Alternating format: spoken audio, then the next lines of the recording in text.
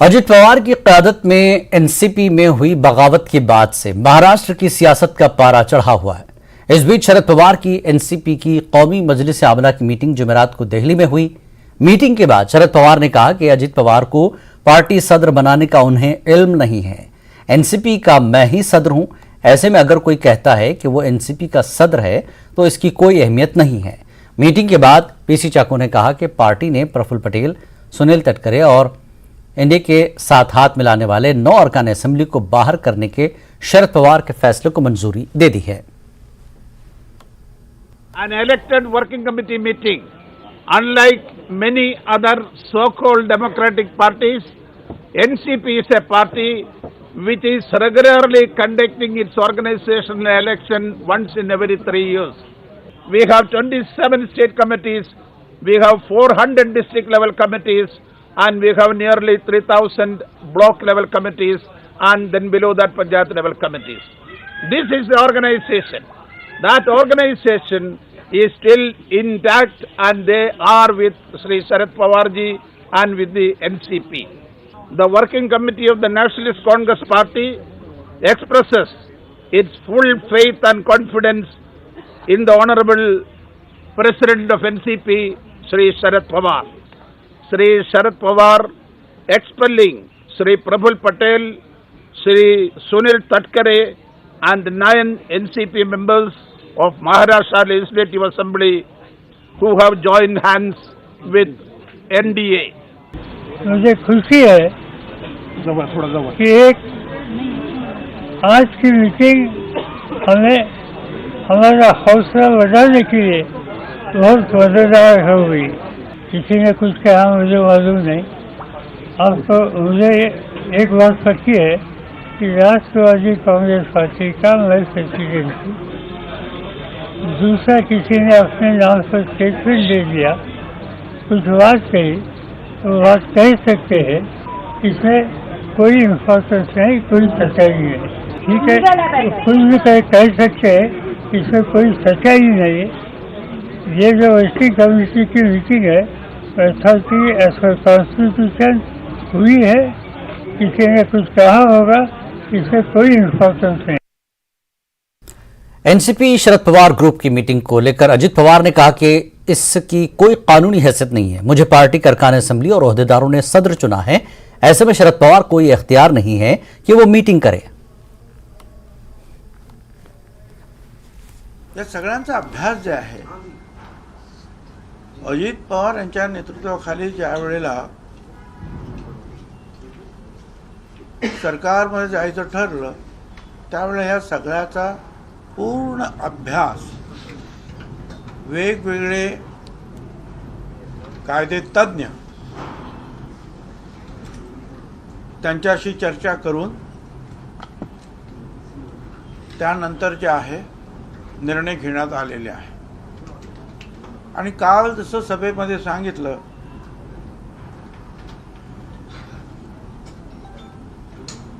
की या सगळ्या कायदे तज्ञांनी आम्हाला जे सांगितलं की असं जे या मार्गाने गेलं तर कुठेही डिस्क्वालिफिकेशन होणार नाही। 2-4 कायदे तज्ञांशी चर्चा केल्यानंतर जेव्हा खात्री पटली, विश्वास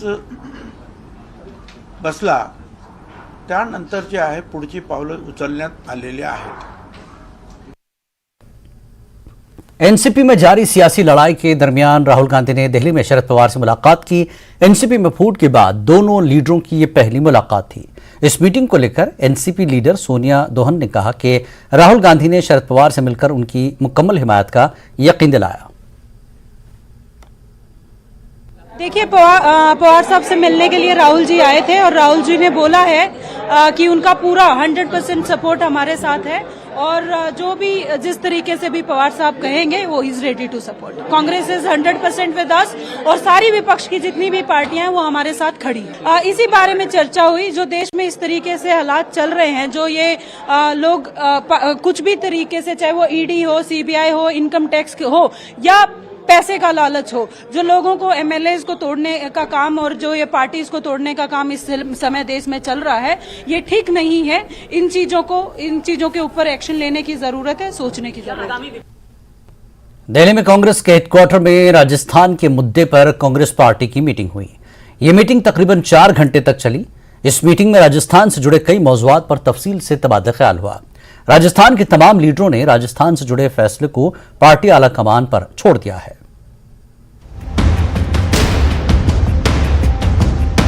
ना सारी अच्छी चर्चा हुई और सब एकजुटता से मिलकर चुनाव लड़ेंगे। जी हां, विधानसभा चुनाव से पहले कांग्रेस ने अपनी जीत की तैयारी कर ली है और जीत की घोषणा भी कर दी है। दिल्ली में एआईसीसी मुख्यालय में राजस्थान के मुद्दे पर महामंथन हुआ। करीब 4 घंटे तक चली बैठक में सभी मुद्दों पर विस्तार से चर्चा की गई। बैठक के बाद कांग्रेस के संगठन महासचिव के.सी. वेणुगोपाल ने जीत का दावा करते हुए बड़ा ऐलान भी कर दिया। उन्होंने कहा कि सितंबर के पहले सप्ताह में ही विधानसभा चुनाव के उम्मीदवारों की घोषणा कर दी जाएगी और कर्नाटक की तरह राजस्थान में भी जीत का परचम लहराएंगे। One more issue we have decided to elect about the candidate selection. The candidate selection will be on the winnability basis. We are conducting several surveys. On the basis of winnability only, we will select the candidate, but it will be advanced. September 1st week में we will decide the candidates. Delhi में कांग्रेस के मंथन के बाद सभी नेताओं को सख्त निर्देश भी दिए गए। के.सी. वेणुगोपाल ने साफ कहा कि किसी भी नेता को पार्टी के बाहर जाकर बयानबाजी नहीं करनी होगी। पार्टी के अंदर की बात पार्टी में ही रहेगी और राजस्थान से जुड़े मामलों पर फैसला हाईकमान ही करेगा। हाईकमान जो फैसला करेगा वो सबको मान्य होगा। Everybody should follow strict discipline in the party. Whatever issues are there, they have to discuss inside the party. Outside the party, nobody has the freedom to poke inner party politics. 29 leaders from Rajasthan have participated in this meeting, including Chief Minister, PCC President and other senior leaders. Everybody unanimously decided that we have to win Rajasthan and we can win Rajasthan easily, provided there should be total unity. Therefore, everybody unanimously resolved that there will be a unity among the Rajasthan Congress. बैठक में पूर्व deputy CM Sachin Pilot ने भी साफ कह दिया कि party का आदेश ही सर्वमान्य है। जो पार्टी जिम्मेदारी देगी उसका पालन किया जाएगा।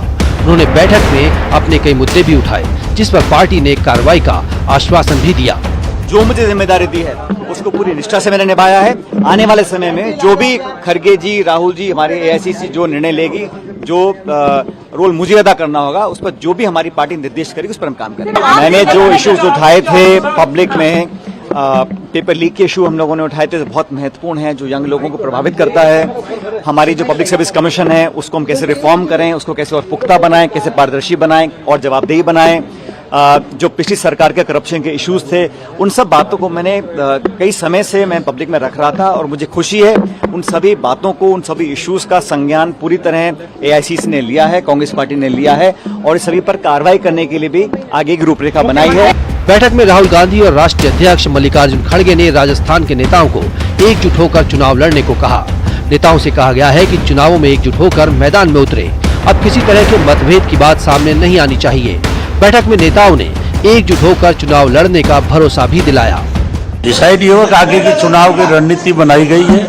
भारतीय जनता पार्टी के खिलाफ रणनीति के तहत लड़ेंगे और चुनाव के चारों खाने चित करेंगे बीजेपी को। ये रणनीति तय। पायलट साहब को लेकर सब हम एक हैं, किसी तरह का विवाद नहीं है पार्टी में, हम सब एक हैं और जबरदस्त तरीके से जो है हम लोग भाजपा का मुकाबला करके और भाजपा को पहले की तरह ही बुरी तरह से हराएंगे। पायलट साहब मुख्यमंत्री जी के बीच में तनातनी है वगैरह वगैरह जो भी था, परंतु आज क्लियर हो गया। पायलट साहब ने स्वीकार कर लिया कि पार्टी का आदेश सर्वोपरि, पार्टी सत्ता में आएगी तो सब ठीक होगा, सत्ता में नहीं आएगी तो सबको नुकसान है। इसलिए ऐसे माहौल में इतने बढ़िया काम करने के बाद अगर हम सब मिलके उसका फ़ायदा नहीं उठाते हैं, क्योंकि बीजेपी में इतना फूट है और उसका फ़ायदा हम अगर कार्यकर्ता नहीं उठाते हैं तो फिर हमारी कमजोरी रहेगी। राजस्थान में कांग्रेस वापसी कर रही है। राहुल गांधी जी और खड़गे जी के नेतृत्व में हम सब लोग एक साथ, एक मन से, पूरी ताकत के साथ राजस्थान के चुनाव मैदान में उतर रहे हैं और न केवल राजस्थान बल्कि तेलंगाना, मध्य प्रदेश, और छत्तीसगढ़ सहित राजस्थान में हम लोग सरकार बनाएंगे। धीरज जी, मार्गदर्शन क्या मिला है, क्या मार्गदर्शन दिया गया? कार्यकर्ताओं के साथ कंधे से मिलाकर हर आदमी को काम करना है और कार्यकर्ताओं की भावना के अनुरूप कांग्रेस फैसले करेगी और दृढ़ता के साथ में आने वाला चुनाव लड़ा जाएगा राजस्थान के अंदर। राजस्थान में जिस तरह से मुख्यमंत्री अशोक गहलोत जी और सरकार ने निर्णय लिए हैं, उन निर्णयों का फायदा हम लोग लेंगे। जो स्कीम्स लागू हुई हैं, जनहित से जुड़े हुए मुद्दे हैं और ऐसे में मैं यही कहना चाहूंगा कि जहां पूरे देश के अंदर बेरोजगारी और महंगाई की मार जनता पर पड़ रही है, राजस्थान के अंदर अशोक गहलोत जी की महंगाई राहत कार्यक्रम की जो स्कीम है उसने बहुत बड़ा संबल जो है जनता को दिया है। वहीं बैठक में आरपीएससी पेपर लीक का मुद्दा भी उठा। कांग्रेस प्रदेश प्रभारी सुखजिंदर सिंह रंधावा और संगठन महासचिव केसी वेणुगोपाल ने कहा कि पेपर लीक को लेकर सख्त कानून बनाने जा रहे हैं और पेपर लीक सिर्फ राजस्थान ही नहीं पूरे देश की समस्या है। जो आरपीएससी की जो था वो भी हमने पेपर लीक का और चीफ मिनिस्टर कहा गया है कि वो क्या करेंगे और बहुत सख्त और एक बड़ा फुल प्रूफ हम एक्ट लेकर आ रहे हैं और उसको लागू करेंगे और जो भी चीजें हैं उनको हम जल्दी रिजॉल्व कर देंगे। That is a general thing, not only Sachin's thing. Sachin raised some of the things, but it is a general apprehension of the people of Rajasthan. We have taken two decisions, major decisions yesterday. I think you are very well. RPSC nomination के लिए, Rajasthan public service commission nomination board nomination के लिए, we are going to fix a good criteria. New legislation is coming for that. फिलहाल कांग्रेस ने तो अपने अंदरूनी कलह को लेकर साफ कह दिया कि अब हम सब साथ हैं और साथ ही चुनाव जीतेंगे। राजस्थान में जीत के लिए राहुल गांधी, प्रियंका गांधी और खड़गे भी कैंपेन करेंगे। वक्त एक ब्रेक का, ब्रेक के बाद फिर लौटेंगे।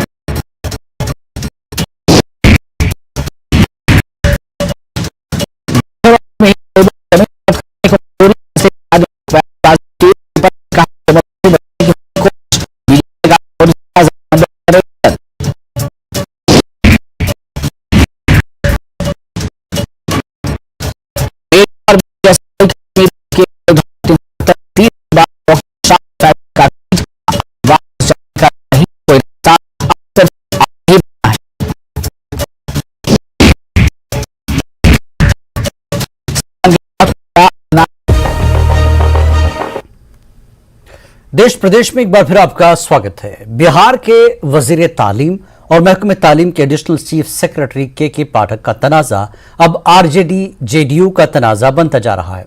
के पाठक के खिलाफ पहले से हमलावर आरजेडी ने वजीर आला नीतीश कुमार पर भी सवाल खड़े करना शुरू कर दिया है।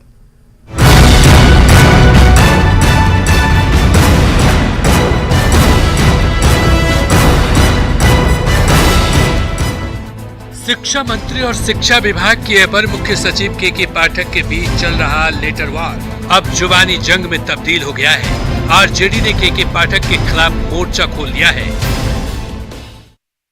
मैं तो यही मांग किया हूं कि ड्रोन को जो गायब हुआ है 50 लाख का कीमत का, वो जनता के गाड़ी कमाई का पैसा था। आखिर वो ड्रोन गया कहां, इसकी भी जांच सरकार कराएगी और वैसे पदाधिकारी को निश्चित रूप से कार्रवाई करने का काम करेगी।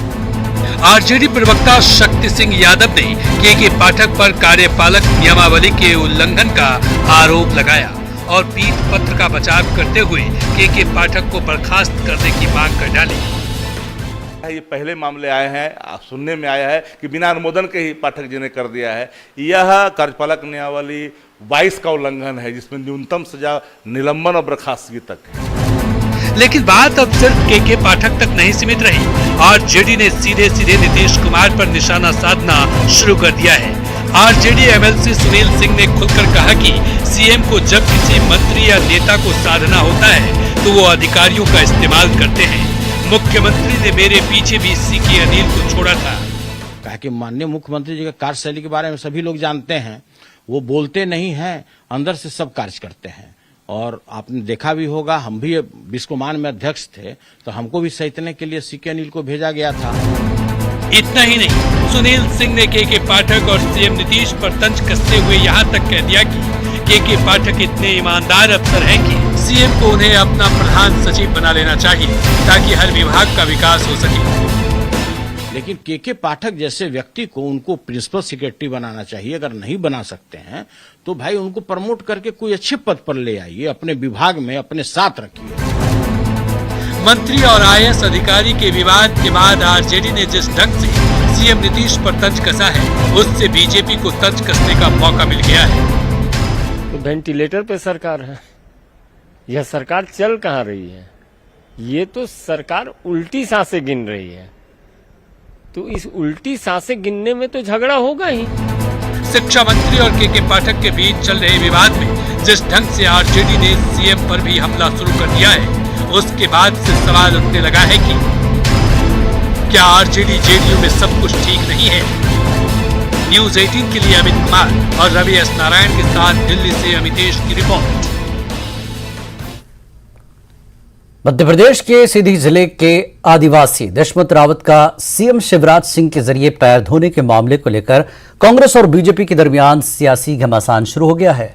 दशमत रावत का नाम उस वक्त सुर्खियों में आया था जब सीधी के बीजेपी एमएलए केदार शुक्ला के नुमाइंदे प्रवेश शुक्ला के जरिए दशमत पर पेशाब करने का वीडियो सोशल मीडिया पर वायरल हुआ था। वज़ीर आला शिवराज सिंह के जरिए न सिर्फ इस मामले में प्रवेश शुक्ला के खिलाफ एनएसए की कार्रवाई की गई, बल्कि मुतासरा शख्स दशमत रावत को सीएम हाउस बुलाकर उसका पैर धोया। बीजेपी के जरिए सीएम के कदम को जहां इंसानियत के आला अक़दार से जोड़कर देखा जा रहा है, वहीं पर एमपी कांग्रेस के सदर कमलनाथ ने सीएम के इक़दाम पर तंज करते हुए कहा कि शिवराज सिंह कितने भी पैर धो लें, आदिवासी समाज उन्हें कभी माफ नहीं करेगा। अपने घर पे खेती बाड़ी में जो मकान है वो पुश्तैनी है, पूरा बन गया कि नहीं बना? पूरा सब छत पूरा दीवार बाकी, तो उसको कर लेते हैं, फिर घर अच्छे से बनवा लेते हैं, है ना? बाकी और कोई बात हो तो मुझे बताओ। नहीं सर, और कोई बात मुझसे नाराज तो नहीं हो? नहीं। पक्का?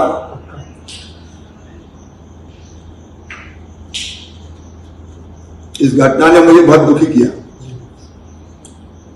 इसलिए तुम मेरे लिए तो सुदामा हो। गरीबी भगवान का रूप है।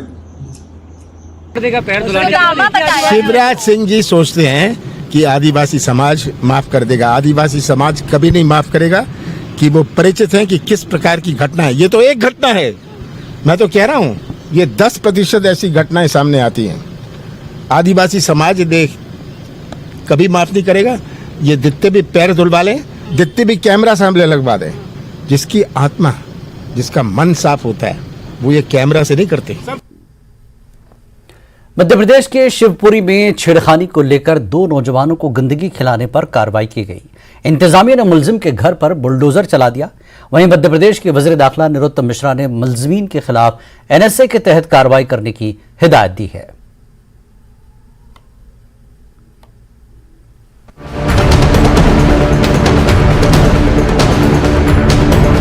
शिवपुरी के नरवर के बटखाड़ी की इन तस्वीरों में दिख रही भीड़ ने कानून को हाथ में लेकर न केवल क्रूर इंसाफ किया, बल्कि मानवता को शर्मसार करने वाली वारदात भी अंजाम दे डाली। छेड़खानी के दोनों आरोपियों को मैला भी खिलाया गया। मामले के सामने आने के बाद गृह मंत्री नरोत्तम मिश्रा ने आरोपियों पर सख्त कार्रवाई के निर्देश दिए। साथ ही कांग्रेस पर मामले को दबाने के आरोप भी लगा डाले। नरोत्तम मिश्रा ने आरोपियों पर एनएसए के तहत कार्रवाई करने की बात कही है। एक मानवता को शर्मसार करने वाली घटना है ये शिवपुरी के नरवर की, और तालिबानी कृत्य जैसा है।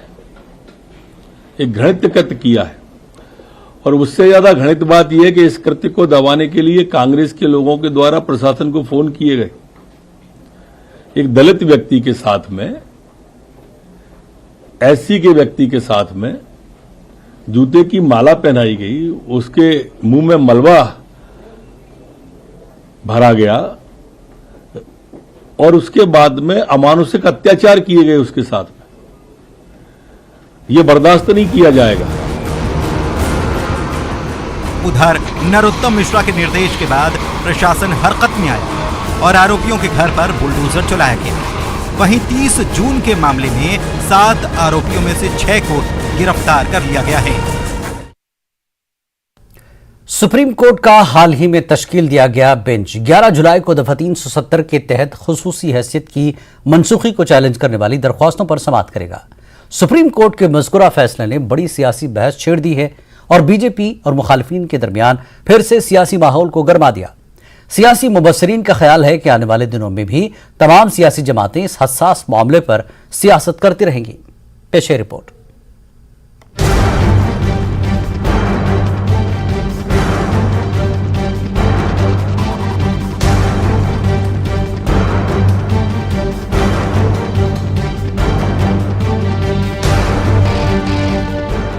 सुप्रीम कोर्ट 11 जुलाई को तकरीबन 23 अर्जियों की एक बैच की समाअत करेगा, जिसमें जम्मू कश्मीर को खुसूसी दर्जा देने वाले आईन के आर्टिकल 370 को मनसूख करने के मरकज के फैसले को चैलेंज किया गया है। सीजेआई चंद्रचूड़ की सरबराही में 5 जजों justice Sanjay Kishan Kaul, justice Sanjiv Khanna, justice BR Gavai और जस्टिस सूर्यकांत की बेंच इस केस की समाअत करेगी। काबिले जिक्र बात यह है कि अदालत का इन दरखास्तों पर गौर करने का फैसला 5 अगस्त 2019 को साबिक रियासत जम्मू कश्मीर को 2 मरकजी जेर इंतजाम इलाकों जम्मू कश्मीर और लद्दाख में मुनक़सिम करने के तकरीबन 4 साल बाद आया है। सियासी लीडरान उमर अब्दुल्ला, महबूबा मुफ्ती, गुलाम नबी आजाद और दीगर ने सुप्रीम कोर्ट में दफा 370 की समाअत शुरू होने का खैर मकदम किया है। सीनियर सहाफी और सियासी मुबस्सिर अरुण जोशी का कहना है, कश्मीर पर मरकूज तमाम जमातों का कैडर और क़यादत खुश है क्योंकि इन्हें लगता है कि वो आने वाले दिनों में इस मसले पर ज्यादा मजबूती से सियासत कर सकते हैं। माना जा सकता है जो ये वेलकम कर रहे हैं, चाहे NC हो, PDP हो, अपनी पार्टी हो या बाकी पार्टी से, उनको एक पॉलिटिकल विंडिकेशन तो है कि हमारे पास लीगल पॉइंट था, तो तभी तो सुप्रीम कोर्ट ने इसको टेकअप किया है। हालांकि सुप्रीम कोर्ट को ये टेकअप करना ही करना था। तो इसलिए जो नैरेटिव है, पॉलिटिकल नैरेटिव जो है, वो प्रो आर्टिकल 370 की जो पार्टीज़ हैं, फॉर द टाइम बिंग, जब तक वर्डिक्ट नहीं आ जाता, for the time being they will play it out as a welcome. सियासी माहिरीन का ख्याल है कि दफा 370 की तहलील का अमल एक तवील अरसे तक जारी रहा, जो 5 अगस्त 2019 को मुकम्मल हुआ। वो कहते हैं कि ये पार्लियामेंट नहीं बल्कि जम्मू कश्मीर की कानून साज असेंबली थी, जिसकी वजह से आर्टिकल 370 को बगैर किसी एहतजाज के आहिस्ता आहिस्ता खत्म किया गया।